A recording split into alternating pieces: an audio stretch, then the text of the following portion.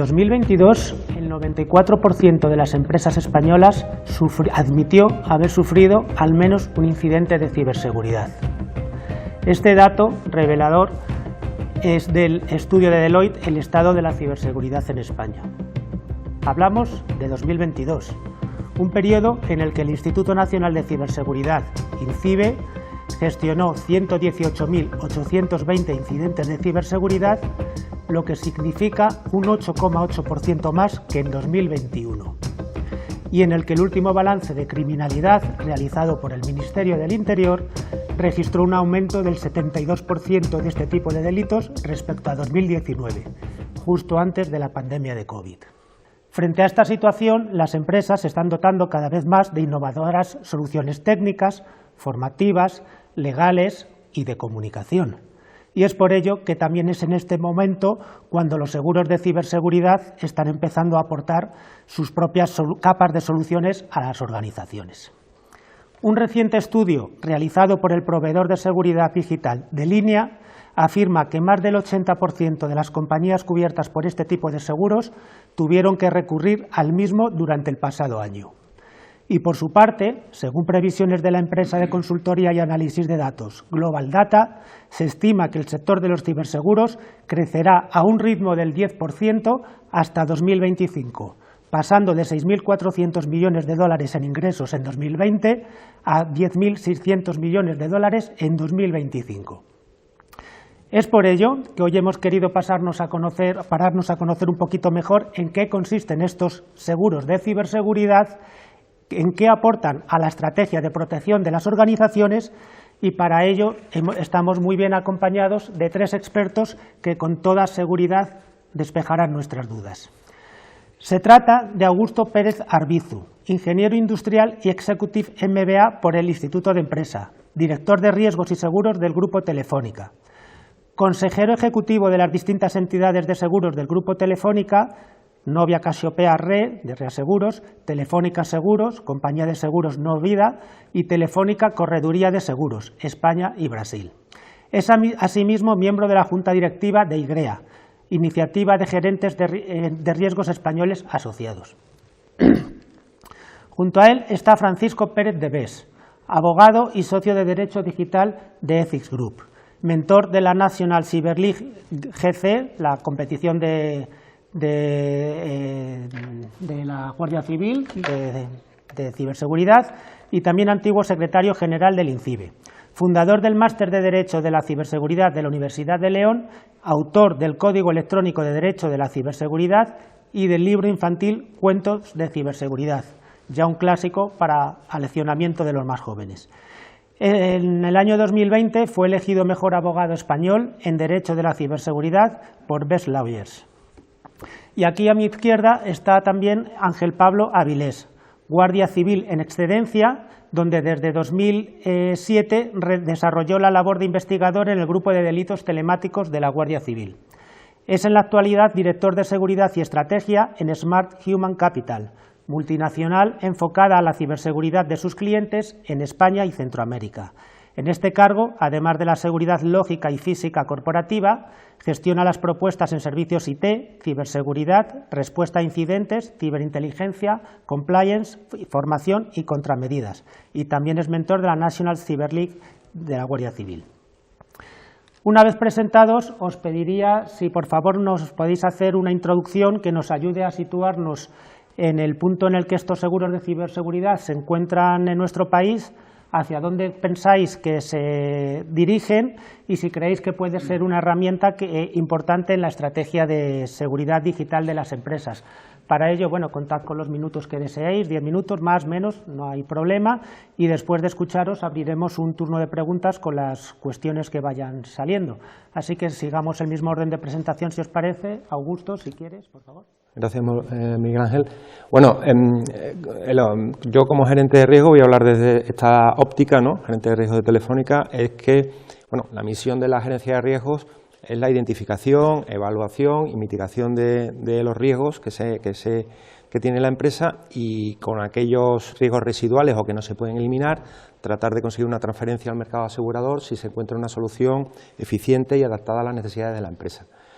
El seguro se convierte, por tanto, en la última línea de defensa de cualquier estrategia de gerencia de riesgos, ¿no?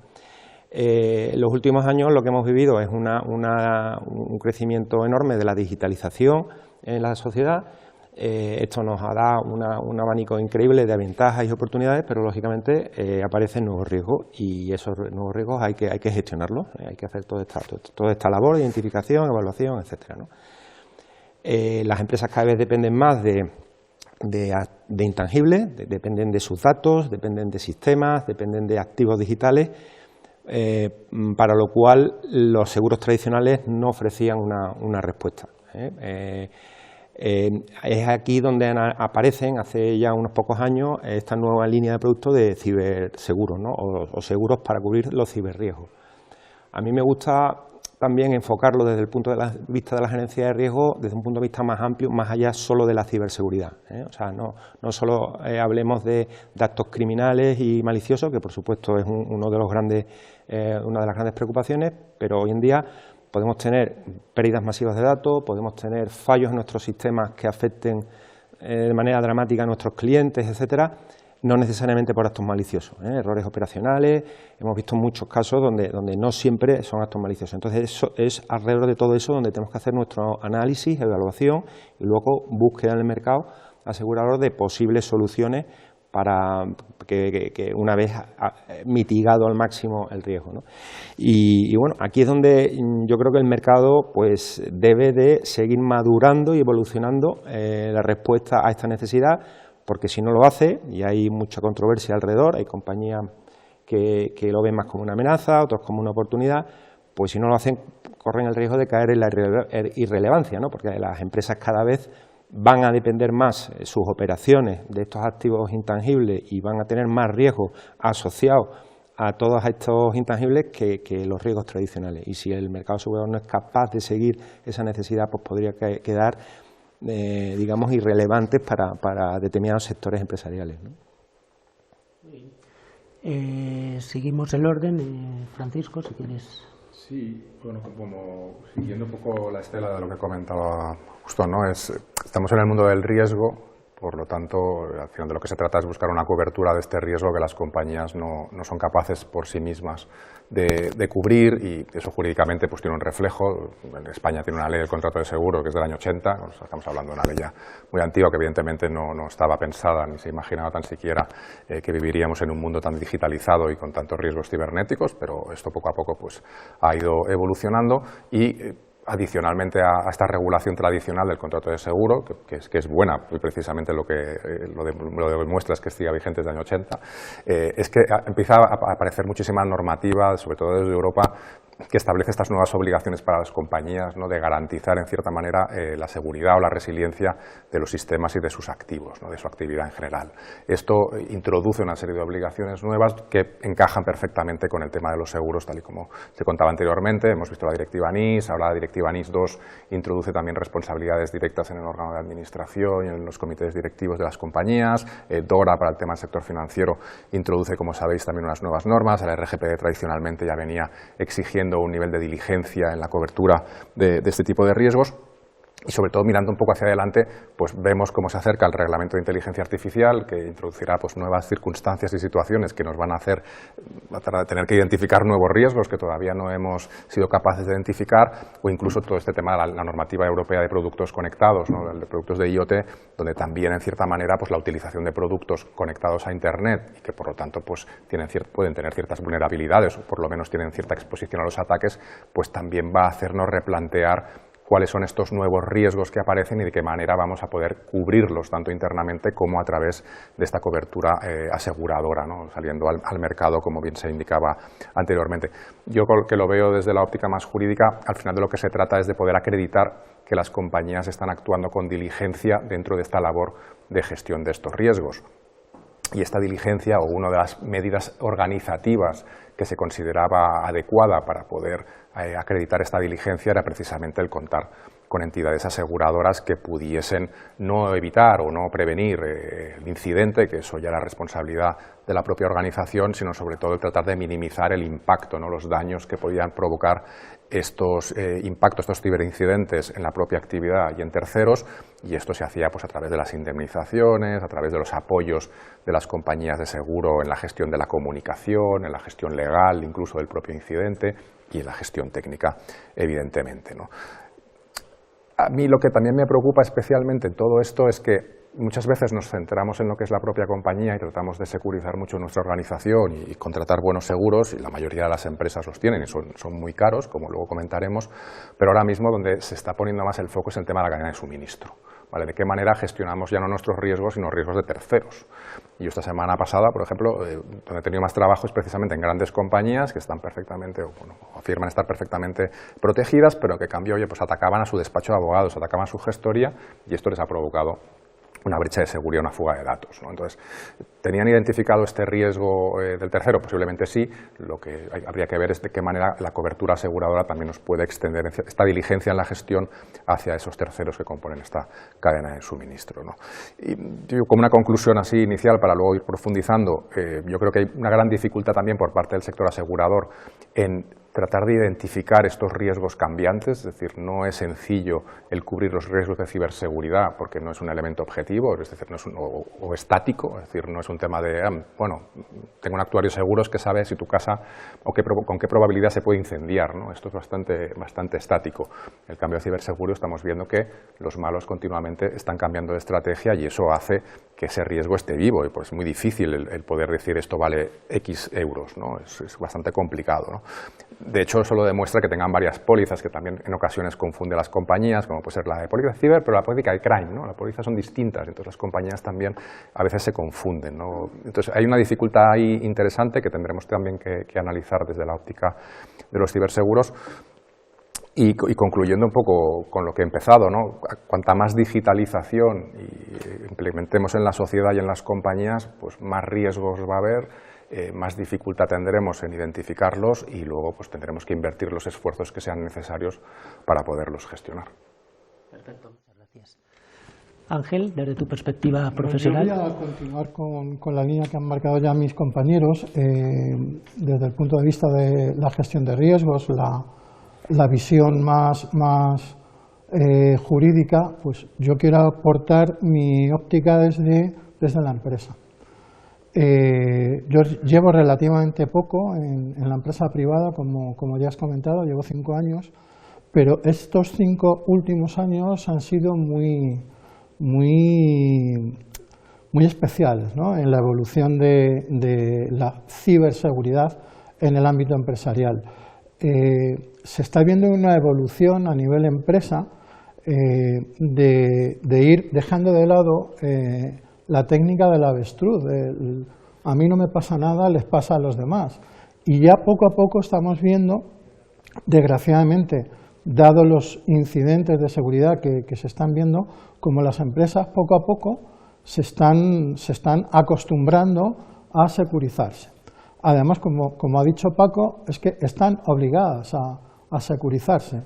GDPR, las NIS, pero a veces no es suficiente. Es que a mí no me pasa. ¿Qué me va a pasar a mí? Yo no soy una empresa grande. Hay un antes y un después del WannaCry, ¿no? Lo hemos comentado. Yo no soy Telefónica, soy Caramelos Pedro y tengo 3 empleados, pero también puede ser atacados. Entonces, en estos 5 últimos años, y además se ha visto todo acrecentado desde el conflicto en Ucrania, estamos viendo que ya no hay ataques de ciberdelincuentes al uso, sino que hay ataques a infraestructuras críticas, infraestructuras de organismos, de estados, pero también a empresas con servicios esenciales o simplemente empresas que pasaban por allí y han sido víctimas.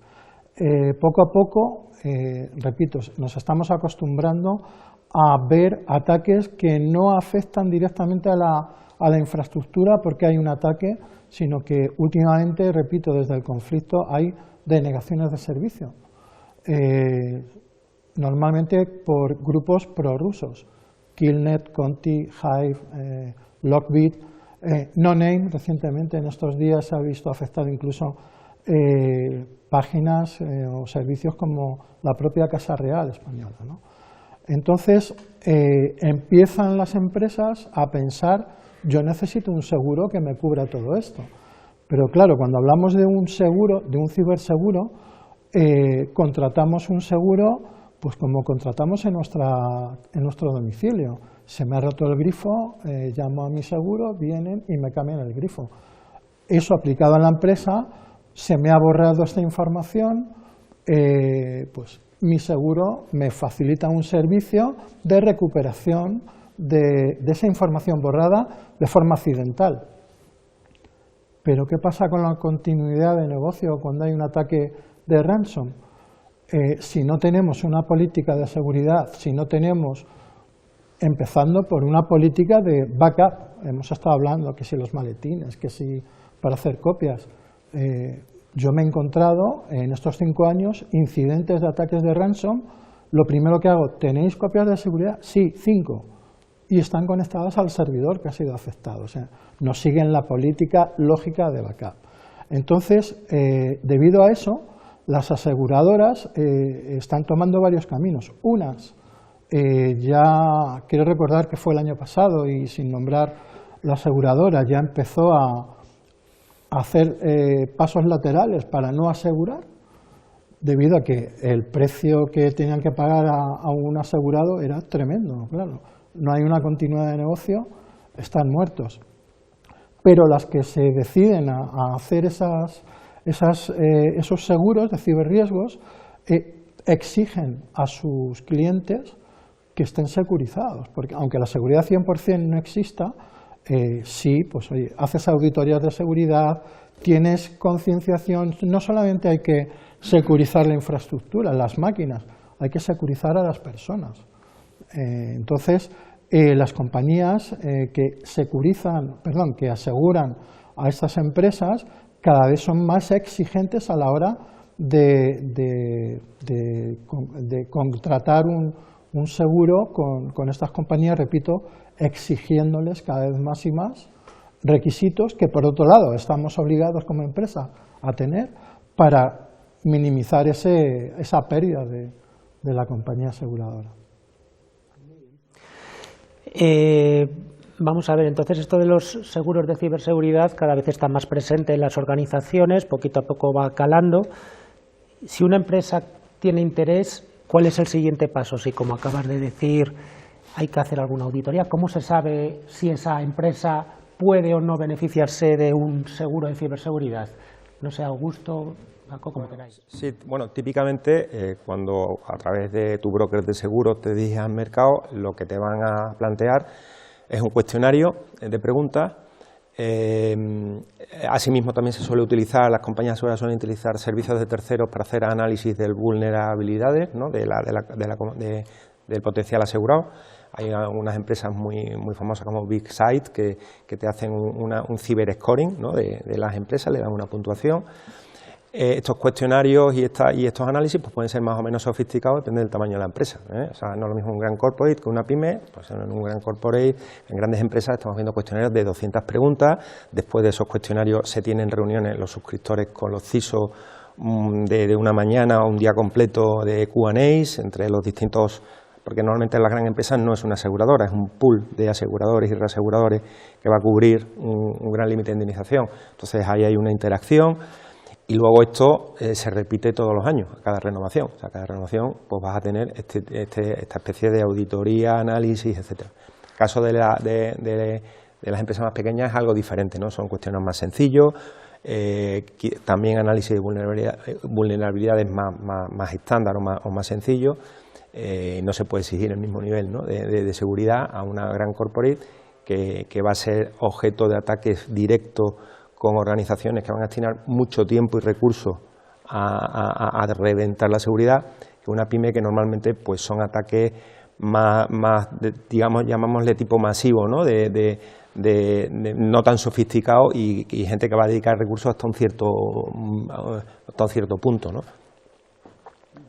Sí, mi experiencia es similar, es así. Y yo sí que he percibido que creo que las empresas y la compañía de seguro a veces no tienen la sensación de estar trabajando juntos, ¿no? Como si fuera una cosa que va por separado, cuando en realidad creo que tienen que trabajar mucho más juntos, ¿no? Estas auditorías y estos tests, ¿no?, que se pasan, es verdad que a veces son como muy estándar para todos, y yo creo que ahí sí que tendrían que hacer un esfuerzo tanto las empresas como las propias compañías en intentar entender ese negocio, ¿no?, y ir adaptando realmente esa póliza aseguradora a una realidad que es distinta en cada compañía. Pero bueno, yo entiendo que eso es distinto, es diferente, es complicado, perdón, y el negocio es el negocio, pero es verdad que muchas veces los problemas con los que nos estamos encontrando derivan precisamente de no haber hecho un buen trabajo al inicio, ¿no?, de no haber analizado bien los riesgos, de que la compañía, oye, pues te ha metido una cláusula que resulta que es una exclusión que luego la que necesitabas precisamente.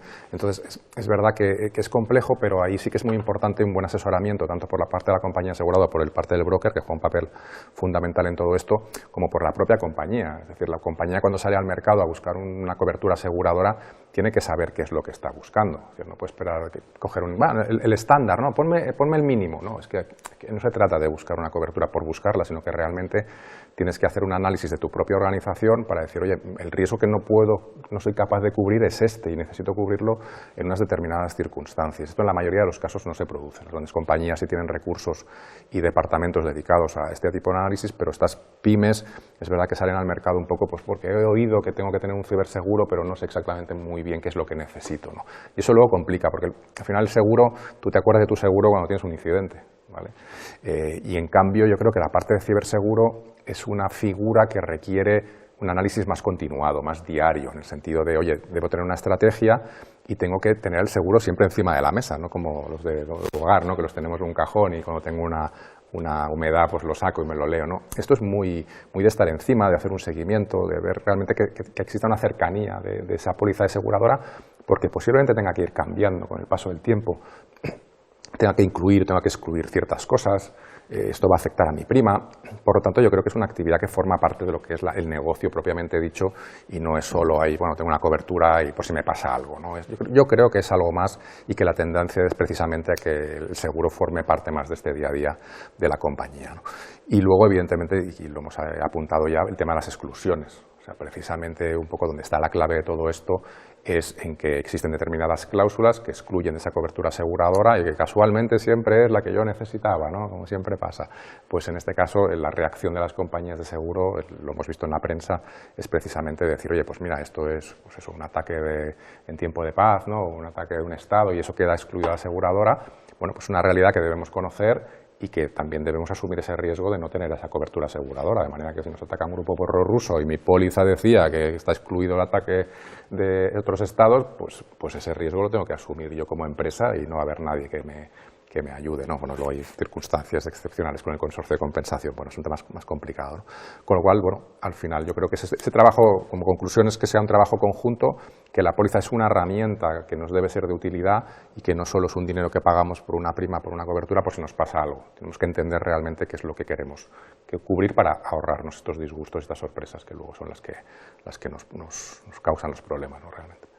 Desde el punto de vista de la empresa crea más obligaciones, más trabajo, pero entiendo que también revierte en la propia securización de la empresa, ¿no? También. Sí, por supuesto. En este caso, si una empresa, vamos a ver, nos encontramos con el problema de que hay muchas empresas, sobre todo pymes o empresas cuyo target está muy alejado de la tecnología, pues no tienen por qué saber de tecnología y ponen un cierre a su tienda y ahí ya no va a pasar nadie, porque además han puesto cámaras, pero se olvidan de la seguridad digital, no hay una cultura de seguridad digital.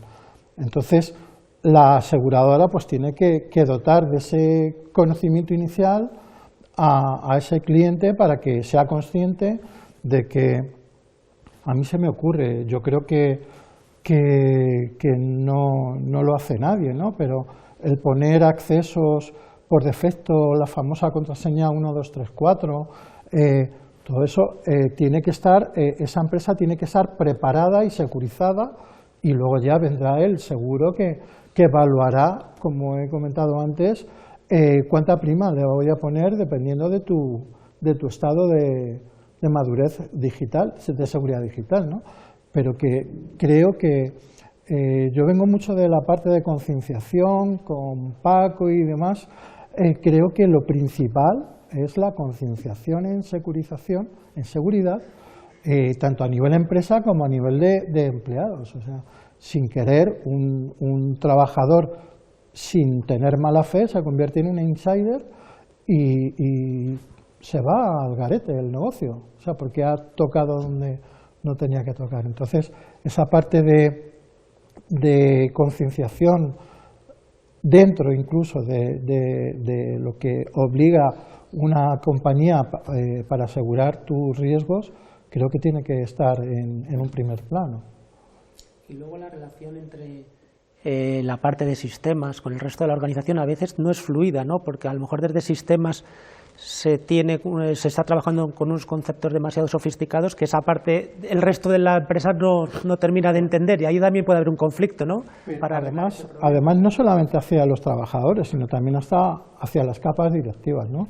Securización versus usabilidad a veces están bastante reñidas, ¿no? No, es que tienes que poner un doble factor de autenticación, jolines, con lo fácil que es tener el acceso por defecto y acceder y demás. ¿Cómo encima voy a tener que recibir un PIN o como hago con el banco? Si no es de interés, repito, hay que concienciar y hay que buscar ese término medio entre seguridad y accesibilidad y utilización. Habéis mencionado antes en la introducción que un tema que es cómo estos seguros pues tienen que estar también evolucionando porque tratan de empaquetar o de hacer, tratan de una materia que está en constante evolución. Habéis mencionado incluso ahora pues con el tema de la inteligencia artificial tan de moda ahora, y bueno, con el producto este de ChatGPR, que incluso esta mañana o ayer ya salió la noticia de que igual el uso en España puede estar un poco entredicho, ¿no? Augusto, ¿cómo hace una empresa? Firmamos una cláusula, es verdad que luego hay, o sea, un contrato, luego es verdad que pues se van viendo con auditorías y tal, pero en algo tan vivo, tan dinámico, lo que pone a lo mejor en ese seguro del día 1, ya no dentro de 3 meses, está un poco en entredicho. ¿Cómo se va actualizando eso? Bueno, como yo lo veo, es que efectivamente es un riesgo muy dinámico y lógicamente el seguro que va detrás a tratar de cubrir eso, pues tiene que evolucionar en paralelo, ¿no? Ese dinamismo, pero eso sobre todo yo creo que va vinculado a lo que es la suscripción, a la evaluación del riesgo y a la suscripción desde el punto de vista de prima, de franquicia, de qué situaciones puedo cubrir o no. Y luego está lo que son las coberturas finales, ¿no? Las coberturas que van a amparar las consecuencias, ¿vale? del evento ciber, y esas consecuencias, digamos, o esas coberturas de consecuencias básicamente no cambian tanto, ¿eh? O sea, estamos hablando de gastos extraordinarios, extracostes en todos esos servicios de recuperación, forenses, legales, etcétera. Estamos hablando de lucro cesante, de daños a terceros, otras coberturas adicionales que se pueden incluir como crime, que puede ir en la misma cobertura o en póliza aparte. También el tema famoso del pago de rescate o no, tan controvertido. Incluso dentro de la cobertura de daños a terceros, muchas veces también se incluye el pago de sanciones administrativas por el tema del GDPR. También hay debates si eso se puede cubrir en un seguro o no, pero eso no cambia tanto. Sí puede haber matices, pero sobre todo lo que efectivamente tiene que evolucionar muy rápido en el mundo del seguro, junto con el riesgo, es en la suscripción, en la evaluación, en el análisis del riesgo y ver esos triggers de riesgo evolucionan y cómo puedo irlos incluyendo si la prima tiene que subir, si la puedo bajar, si tengo que poner una franquicia algo más alta o no. No debemos pretender cubrirlo todo en nuestro seguro, ¿eh? O sea, el seguro no está para cubrir siniestros de mucha frecuencia y baja intensidad, eso tenemos que asumirlo como un gasto operacional, ¿eh? Tenemos que intentar cubrir lo catastrófico, lo que de verdad tiene que impactar, lo que puede impactar en mi cuenta de resultados y que no me va a pasar en 5, en 10 o en 15 años, o a lo mejor no me pasa nunca, pero eso es lo más básico que hay que cubrir, ¿no? Luego también interesante en la evolución el pool de servicios. Ahí, por ejemplo, en las pymes más relevante que la parte indemnizatoria de todas estas consecuencias de lucro cesante y daños a terceros es el aporte de los servicios que un gran corpo ya tiene, pero que una empresa, una pyme, pues si sufre de pronto un evento ciber, tener una aseguradora que da un panel de profesionales 24/7 al que se puede llamar en cualquier momento para que llegue ahí un task force inmediato al día siguiente, pues a ayudarla en todos estos procesos de recuperación, legales, etcétera, ¿no? Eso también, esa parte, ¿no?, de servicio. Sabéis que los seguros hay veces que hay una parte indemnizatoria y una parte de proveedor de servicio, sobre todo para el riesgo ya más mediano y pyme, es muy relevante, ¿no? Y Paco, siguiendo un poco con esta línea, las pymes, las empresas, sí, las pequeñas, también tienen que hacer entonces un esfuerzo de securización que lógicamente les va su seguridad y su trabajo en ello, pero ¿pueden permitirse, según tú, este esfuerzo? Bueno, yo creo que deben, lo que tienen que hacerlo de una manera razonada y reflexionada, ¿no? Al final el seguro, lo apuntaba Augusto súper bien, no es una solución definitiva, es decir, no es que diga, aquí me quito el problema encima, es un complemento donde yo tengo que hacer un montón de cosas y donde yo no llego es donde puede llegar ese seguro, esa cobertura aseguradora, ¿no?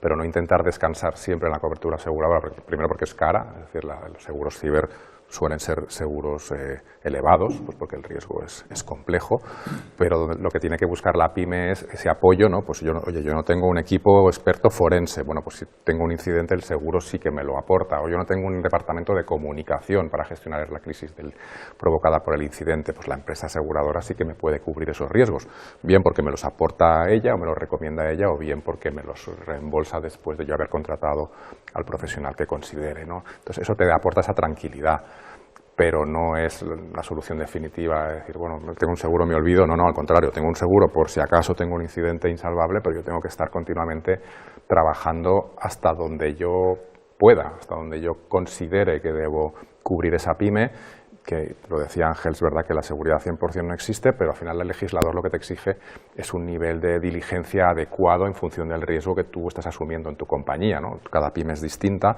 y a diferencia de la normativa anterior donde te decía lo que tenías que hacer, ahora se ha invertido este escenario, lo que te dicen es, oye, tú sabrás qué riesgos asumes, tú sabrás qué empresa eres y por lo tanto tú tomas las decisiones, como empresario que eres, las mejores decisiones para tu compañía en función de estos riesgos. Es decir, nadie nos va a decir lo que tenemos que hacer, ni tan siquiera la compañía de seguros, porque ellos no lo saben. Sabemos nosotros que somos los empresarios y tenemos esa obligación legal de actuar con diligencia de un ordenado empresario, ¿no?, que lo dice la propia ley de sociedades de capital.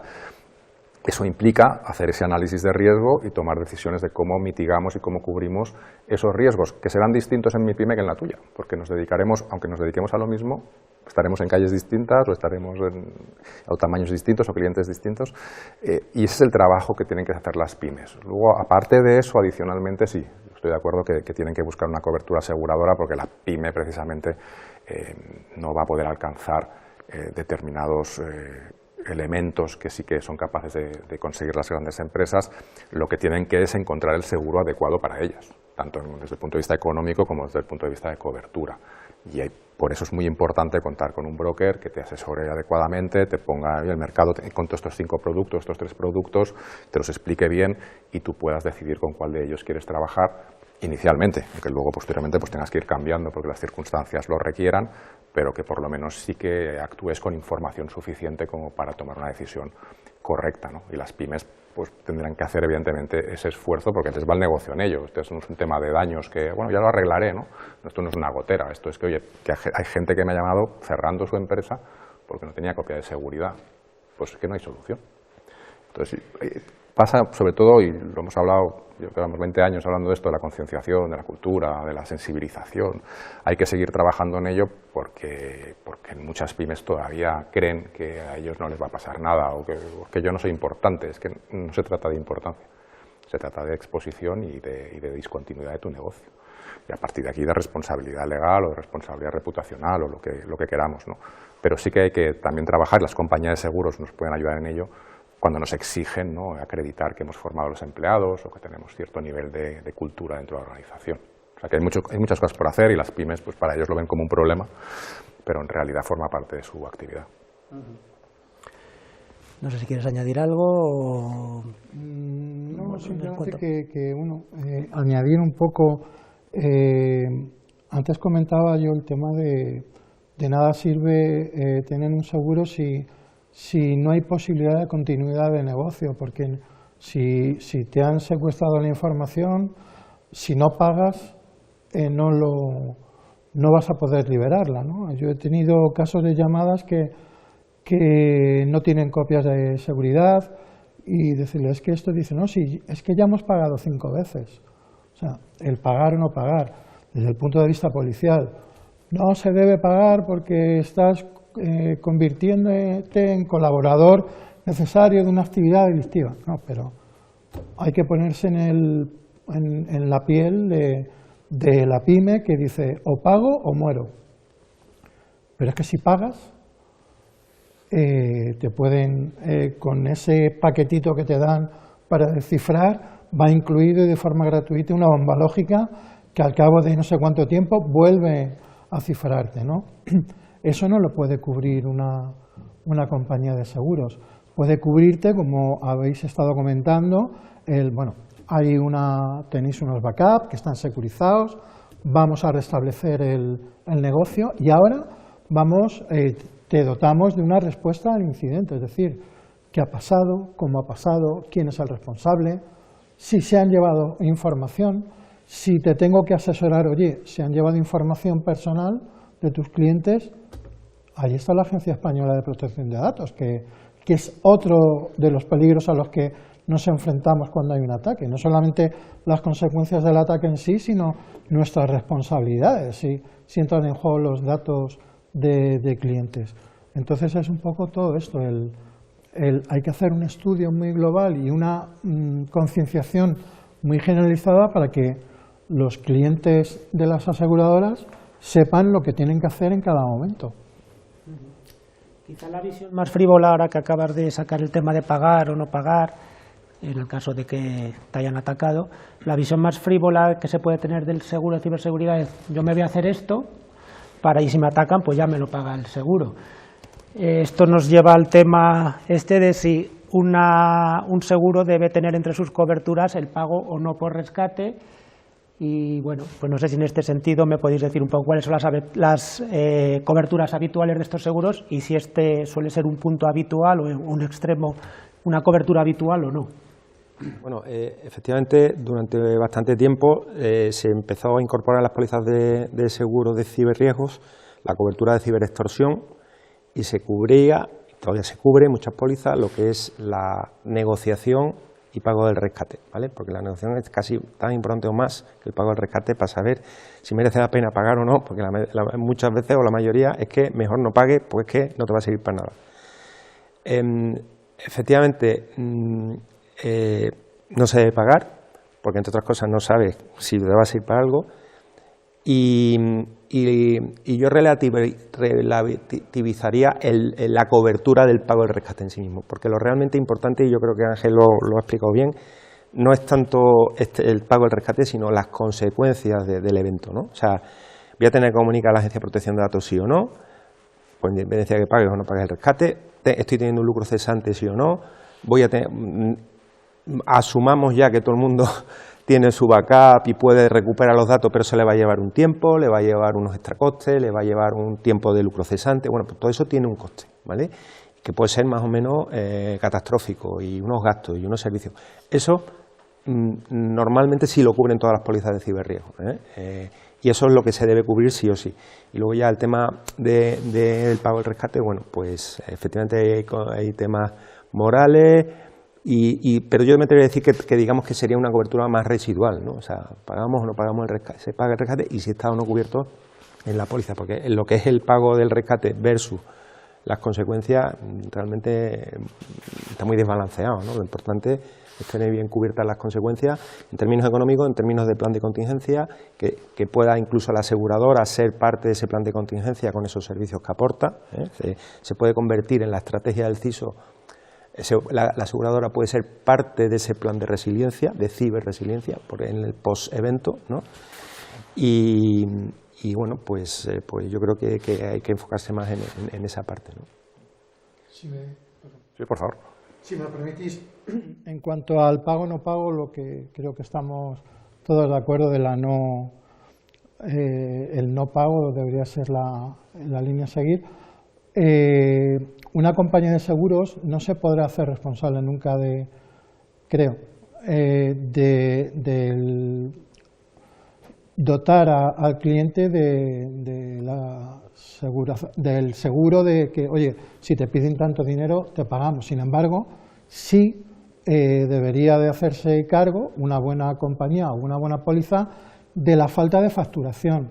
Porque si tú tienes tu política de backup, ya lo estamos repitiendo muchas veces, y estás 3 días que no puedes producir mientras se levantan los nuevos sistemas, pues durante 3 días no estás facturando, ¿no? Eso sí podría entrar dentro de esa aseguradora. Y por otro lado, en cuanto a pagar y no pagar también, últimamente está muy en boga el grupo Lockbit, el ransomware Lockbit. Lockbit ya sufrió una filtración, sufrió por suerte una filtración de su código fuente. Entonces, los malos, como yo digo, los hay malos profesionales y malos no profesionales. Un malo profesional, un cibercriminal, un ciberdelincuente que te cifra, oye, si me pagas tanto, te libero.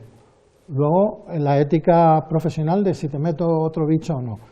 Pero luego, si ese código fuente que ha sido filtrado lo coge un malo no profesional, tiene la capacidad de lanzarlo contra una víctima, pero no va a tener la capacidad posiblemente de restituir el daño que ha hecho aunque le hayan pagado. Es decir, va a cobrar, pero no va a hacer nada para devolverte porque no tiene capacidad. De ahí la importancia de la negociación de estos negociadores. ¿Saben cuáles son capaces de qué probabilidades hay de que después de pagar puedas recuperar los datos o realmente, mira, mejor no pagues porque es que no va a servir para nada? Conocer a tu adversario, ¿no? Conocer con quién estás negociando. Hay grupos que efectivamente, como dice Ángel, pues puedes, entre comillas, confiar en ellos, aunque nunca se confía en ellos. Crean su propio canal de atención al cliente. Absolutamente, sí, tienen ahí, para la comunicación con las víctimas. Claro, es el Crime as a Service, ¿no? Es una empresa, un negocio criminal organizado como una compañía y evidentemente tienen este tipo de servicios que es alucinante, ¿no? Entonces es muy importante también, y este servicio pues te lo puede aportar un profesional o incluso la propia compañía diciendo, oye, pues por la tipología de ransomware o por el grupo con el que estás negociando, oye, pues no pagues porque nuestra experiencia demuestra que esta gente nunca te descifra los datos, ¿no? Entonces también la empresa debería tener esta sensibilidad de preocuparse por saber, oye, ¿con quién estoy hablando, ¿no? ¿Quién está al otro lado, ¿no? Por lo menos que me ayude alguien, algún profesional, para saber si me recomienda o no pagar, aunque la recomendación es nunca hacerlo, pero por lo menos verle qué probabilidad tienes de que encima te vuelvas a perder el dinero, o sea, no solo no recuperar la información y tal. Y al final lo que quería añadir respecto de todo esto es que las empresas no deben creerse que la contratación de una póliza exime de tu responsabilidad. O sea, esto es una medida de diligencia organizativa, como decía antes, para acreditar que estoy protegiendo mi compañía de una manera adecuada, pero que si me pasa algo, aunque lo tenga cubierto, puedo seguir siendo responsable legalmente de ello. Entonces, que tampoco creamos que la contratación de una póliza nos va a eximir de ningún tipo de responsabilidad legal a futuro. Es verdad que es una ayuda y un apoyo, pero insisto, o sea, no tenemos siempre que estar apoyándonos en la póliza, sino que es el último recurso, pero que nosotros tenemos que acreditar que hemos estado trabajando bien antes, ¿no? Para poder decir, oye, mira, me ha ocurrido esto, nos puede pasar a cualquiera, pero la diferencia estará entre si lo estoy haciendo de manera diligente o no, con independencia de que tenga un seguro, ¿no? Que bueno, que es un tema que es muy interesante, y aprovecho para introducir ya el tema de las certificaciones o de las ISOs, ¿no? Que también nos exigen en muchas ocasiones tener contratado un seguro como muestra de esta diligencia a la hora de gestionar nuestro negocio, ¿no? Y eso nos ayuda positivamente, es un recurso que nos permite obtener este tipo de certificaciones y por lo tanto demostrarle al mercado que actuamos adecuadamente, presumiblemente, y eso también pues puede ser una ayuda. Y luego, en ese sentido, Paco, perdón, la responsabilidad que siempre vamos a tener como empresa no es lo mismo la responsabilidad que podamos tener si podemos certificar que nosotros hemos seguido una política apropiada de securización, que tenemos nuestras ISOs, pero los malos han empleado un 0D y que hasta hoy no era conocido, que si dejamos las puertas abiertas y nos entran a robar la información de nuestros clientes. Pues qué responsabilidad siempre vamos a tener, pero el grado será mayor o menor dependiendo de nuestra acción previa. Claro, estaría el riesgo sancionador, ¿no? Decir, oye, tengo un incidente de seguridad y como apuntaba Augusto, que encima luego me va a sancionar la autoridad de control, ¿no? Entonces tengo aquí una doble sanción que ahí sí que me hunde. Creo que es muy importante ahí que la Agencia de Protección de Datos, y yo creo, por lo que he escuchado y lo que he visto, creo que está haciéndolo ahí por ahí razonablemente bien, que haga ese trabajo también de discriminación, ¿no? Porque parecería que cualquier que sufre un ataque al final va a tener ese estigma y no solo tiene el problema del ataque, sino que además la Agencia de Protección de Datos va a venir aquí, te va a machacar, vas a tener un daño reputacional, etcétera. Entonces, cuando efectivamente haya visto que ha habido un mínimo grado de diligencia, tanto pre como post evento, pero que bueno, es que hay malos que pueden dedicar mucho tiempo y recursos a hacer cosas, pues que no se le machaque, ¿no? Que se le ayude. Al final la Agencia de Protección te recomienda, tienes que hacer esto o aquello, tendrás que comunicar a uno de los clientes, pero no que no te ponga una sanción multimillonaria. Incluso, pues en algún caso yo he conocido casos donde la agencia ha felicitado incluso a la empresa al final por la diligencia en la gestión de todo el proceso, ¿no? Entonces, y que a esas empresas pues se les ayude, ¿no? No se les penalice doblemente, ¿no? Sí, además lo ha dicho el tribunal, los tribunales lo han dicho, ¿no? O sea, la ciberseguridad es una obligación de medios, no es una obligación de fines. Es decir, yo te voy a juzgar precisamente por esto, ¿no? Porque por todo lo que has hecho y lo que no has hecho, con carácter previo al incidente y también posterior, ¿no? En la gestión. Pero no te voy a juzgar por si te han atacado y ha sido exitoso el ataque. Ya sabemos que eso puede pasar, ¿no? Donde van a poner el foco es precisamente ahí, en todos esos trabajos previos, donde entra el ciberseguro, evidentemente, para poder acreditar, mira, he hecho todo esto, debía haber hecho todo esto, lo estoy haciendo razonablemente bien, y a partir de aquí que la sanción, si la tengo, pues sea la mínima posible, ¿no? O sea, que sí que forma parte un poco de un todo, que va más allá de lo que es la mera cobertura aseguradora, ¿no? Tenemos que vincular el seguro con muchas otras piezas que son igualmente importantes. Está claro que la cantidad de incidencias y el número de ataques, como hemos dicho al principio, no para de crecer, y esto de la ciberseguridad ya no es como un añadido. Estamos hablando de seguros de ciberseguridad, pero no tendemos a que esto sea una parte más del seguro tradicional de las empresas, donde sea una cobertura ya, no voy a decir que obligatoria, pero sí tan necesaria como la de tener cubierta pues esa entrada principal de la vivienda, o del negocio.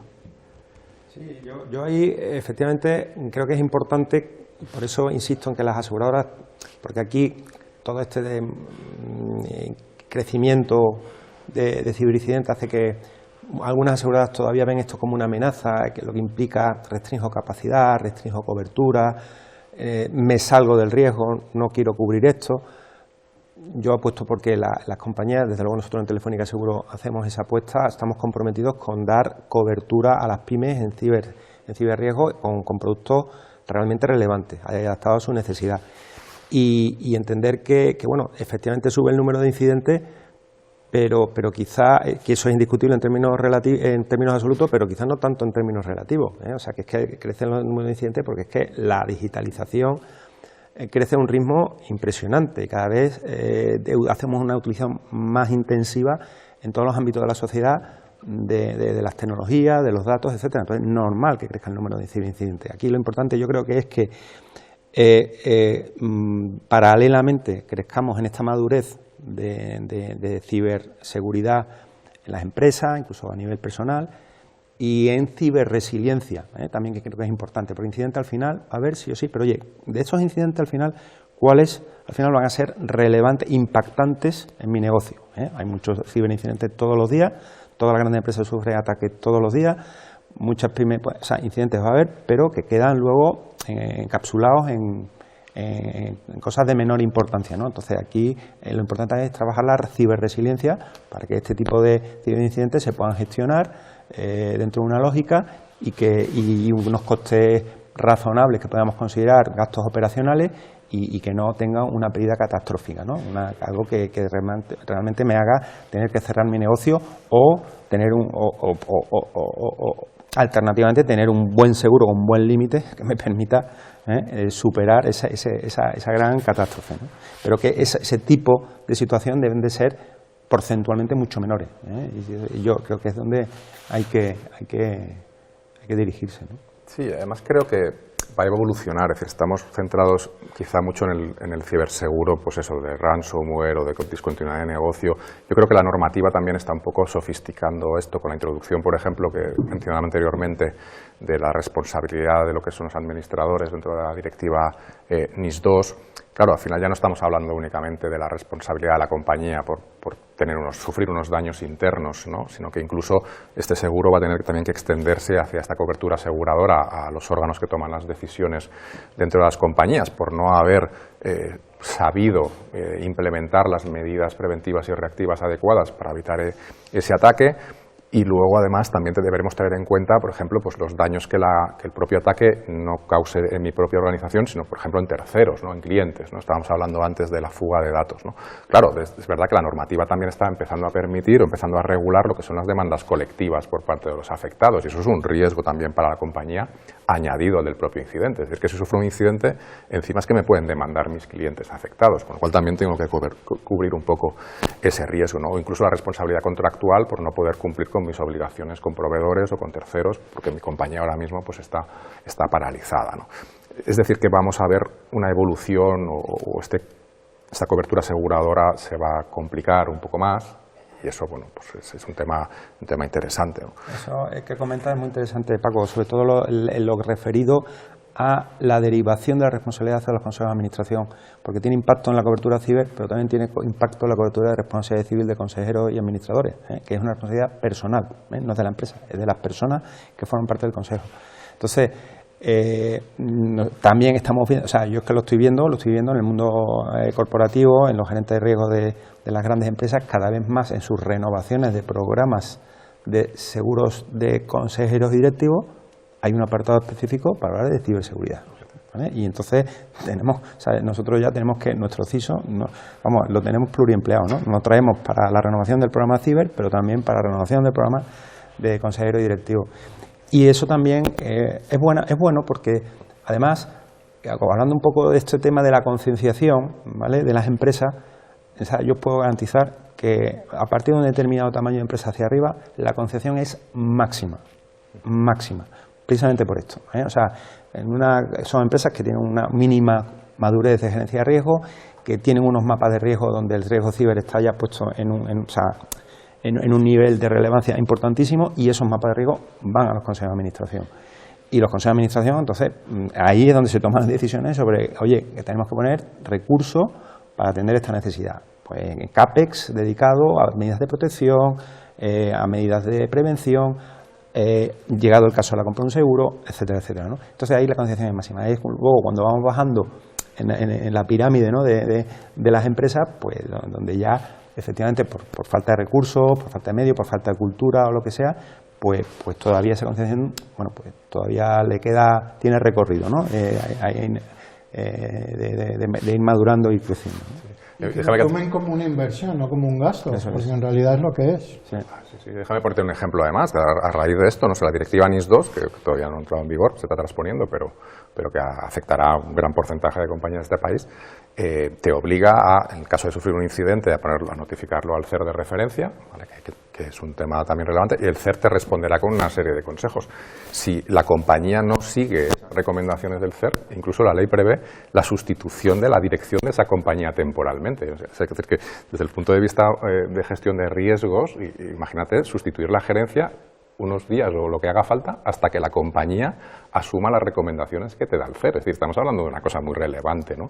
Que esta cobertura, que estamos hablando de riesgos administradores, pues que a lo mejor te pueden incluso llegar a cambiar el órgano de dirección de la empresa, ¿no? Entonces, son cosas que creo que tenemos que hacer el seguimiento, tampoco asustarnos, porque siempre estamos con el discurso del miedo, y yo creo que aquí no hace falta, pero sí que estamos hablando de cómo el legislador europeo y español ya está introduciendo estas exigencias a las compañías no te exigen directamente contratar un seguro, pero sí que en cierta manera ya no conciben que no lo hagas, ¿no? Y cuando van introduciendo este tipo de responsabilidades, pues ya derivándolo hacia los administradores o derivándolo hacia la propia dirección de la compañía o hacia otros aspectos, lo que nos está trasladando a la empresa es, oye, esto tómatelo en serio porque realmente las repercusiones que tiene son muy, muy relevantes. Luego, además, en relación con las estadísticas que has dado al principio, son estadísticas que quien las ha lanzado dice, bueno, se estima que hay un 90 y muchos % de empresas, pero luego cuando vas a las estadísticas oficiales bajan bastante. ¿Por qué bajan bastante? Porque se basan en casos conocidos. O sea, hay dos tipos de empresas, las que han denunciado el haber sido víctimas de un ataque y las que no lo han denunciado aunque hayan sido víctimas de un ataque, y ese dato nunca va a aparecer. Entonces, con la instauración de ciberseguros, pues lo primero que te va a exigir el seguro cuando eres víctima de un ataque, de una actividad delictiva, es que lo denuncies, lo primero. Entonces, esa estadística, si cabe, tal vez suba bastante más cuando haya una verdadera instauración de seguros ciber. ¿Crees que en muchas ocasiones entonces todavía cuando nos pasa no cumplimos con esa obligación? No lo contamos. No lo contamos y en muchas de las ocasiones precisamente por el miedo a esa otra parte que es la sancionadora, como hemos comentado. Bueno, realmente al final, o sea, y eso gracias a la Directiva Europea de Protección de Datos ya se da la obligación de solo cuando es un incidente de brecha de datos. Claro, hay muchos otros tipos de actividades o de eventos ciber, pero cuando es un incidente de brecha de datos, sí o sí estás obligado por ley a comunicar en 72 horas y bueno, puede haber alguna empresa que se arriesgue a no informarlo, pero claro, denunciar a la policía un cibercrimen o un ciberataque es voluntario, ¿vale? Denunciar a la Agencia de Protección de Datos un ciberincidente es obligatorio y si no lo haces, o sea, aquí puedes tener un problema muy serio cuando al final esos datos aparezcan a lo mejor en la red, porque entonces, o sea, usted lo sabía y no me lo comunicó, bueno, entonces ya catástrofe asegurada, ya no por la vía del ciberataque, sino por la vía de... Evidentemente son delitos privados y es voluntario el denunciarlo o no policialmente o judicialmente, pero por eso digo que si hay una compañía por medio te va a decir, oye, esto lo tienes que denunciar para que nosotros podamos intervenir como aseguradora. Entonces esas estadísticas sin duda subirían. Sí, sí.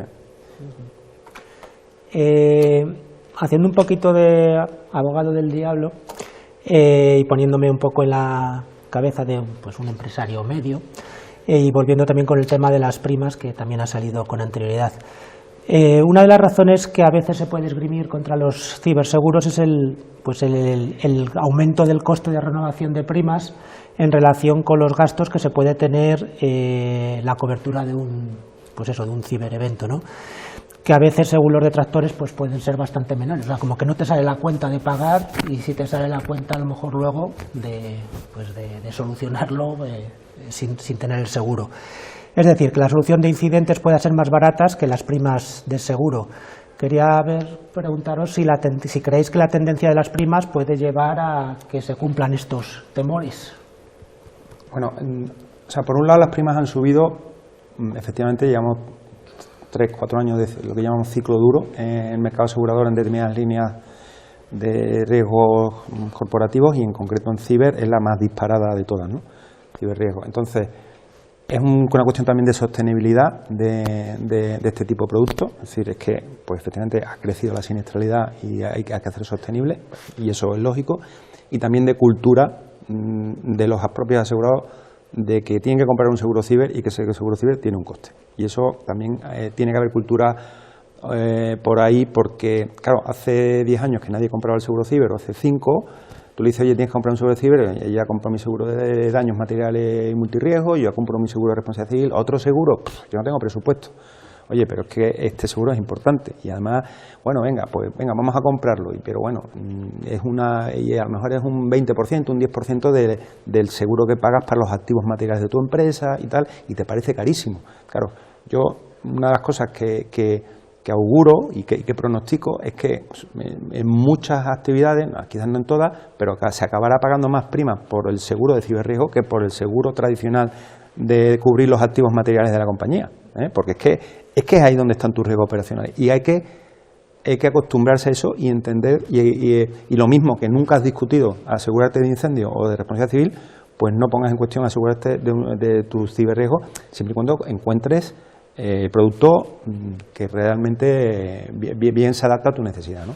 Entonces, y luego otra cosa que creo que también es importante, el tema este de primas y siniestros, oye, ¿me merece pena pagar la prima para lo que recupero vía siniestro? Hombre, aquí un poco la teoría del seguro lo que te dice es que no debemos de comprar un seguro para siniestros de mucha intensidad y baja frecuencia, que lo debemos asumir como, o sea, tenemos que comprar el seguro para la gran catástrofe. Entonces, efectivamente, yo puedo tener 25 ciberincidentes a lo largo del año que están por debajo de la franquicia de mi seguro y que el seguro no va a interactuar, que me han costado X dinero, pero que es pegata minuta. El problema que tengo que tener, la preocupación es que de los tropecientos ciberincidentes que tengo todos los años, pues en el año 5, de pronto, eso me ocasiona una pérdida catastrófica y necesito de verdad ir al asegurador detrás porque ya ha subido todos los umbrales posibles y está impactando realmente en la continuidad de mi negocio, ¿no?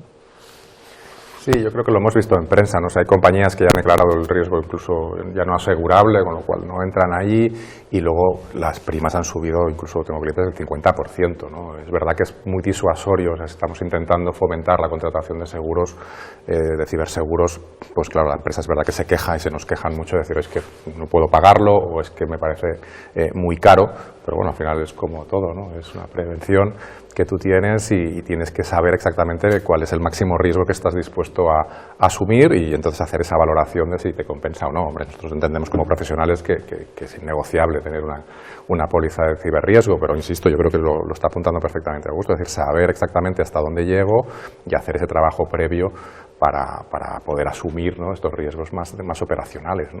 Pero sí que, por otra parte, yo creo que el ambiente que se respire ahora en la empresa con los seguros es un poco de desazón, en el sentido de que son seguros muy caros, no le vemos todavía la utilidad y estamos un poco en esa fase de maduración que yo creo que con la parte de concienciación, de análisis de los incidentes, de ver un poco la evolución y las tendencias del mercado y el impacto que puedan ir teniendo las compañías, yo creo que ese debate pues se irá consolidando y al final pues ya no habrá discusión posible, ¿no? Pero yo creo que estamos ahora mismo en esa fase todavía de maduración de las compañías a la hora no de las grandes, pero sí del resto, de incorporar a lo mejor un seguro que, insisto, tiene que ser el adecuado para ti, o sea, no vale el café para todos aquí, ¿no? Tiene que ser algo muy, muy personalizado. Sí, en ese sentido yo creo que había que buscar un término medio, tanto desde las aseguradoras como desde las empresas. Como aseguradoras, si tú estás llevando una gestión de riesgos, unos análisis continuos para evitar, pues oye, la prima debería ser más laxa, ¿no? Pero si no estás haciendo absolutamente nada, pues no duplicarte, sino triplicarte o cuadruplicarte, si es que quieres asegurarte, y si no, toca o rezar o jugar a la ruleta rusa, ¿no? No hay más. Muy bien, bueno, ya estamos llegando al final. No sé también si queréis apuntar algún tema, algún asunto que se nos ha podido pasar entre líneas. Pero yo aquí también tenía, bueno... Sí, un par de cosas que tenía en la mente. Era compartir con vosotros, pues, por ejemplo, DORA, ¿no? El reglamento DORA para entidades del sector financiero.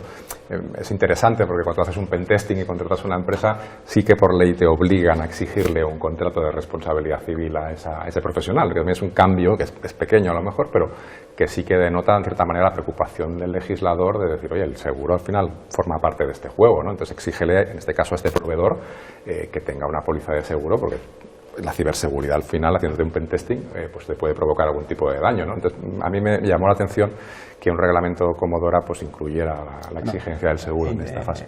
Puntualizar que DORA aplica también a las entidades aseguradoras, como parte del sector financiero.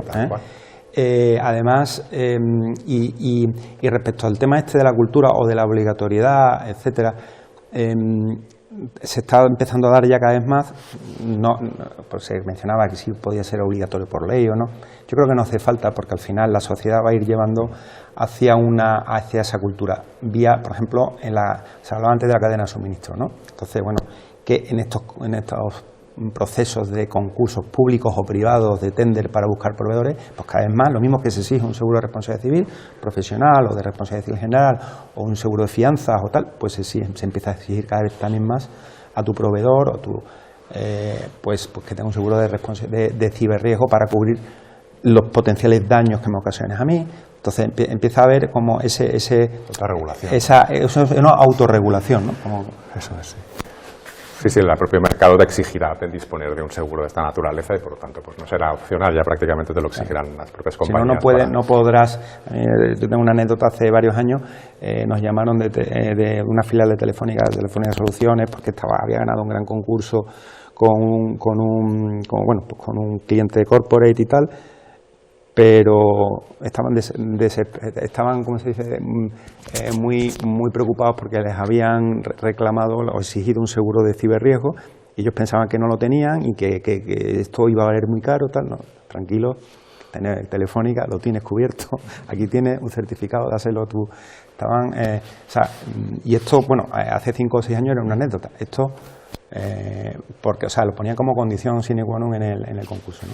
Sí, como otras tantas cosas, ¿no? Como el esquema nacional de seguridad o como son requisitos para poder trabajar como proveedor de otras compañías, va a ser un requisito inexcusable. Quizás las administraciones públicas, veremos a ver si empiezan también a meterlo como requisito, ¿no?, en algún momento.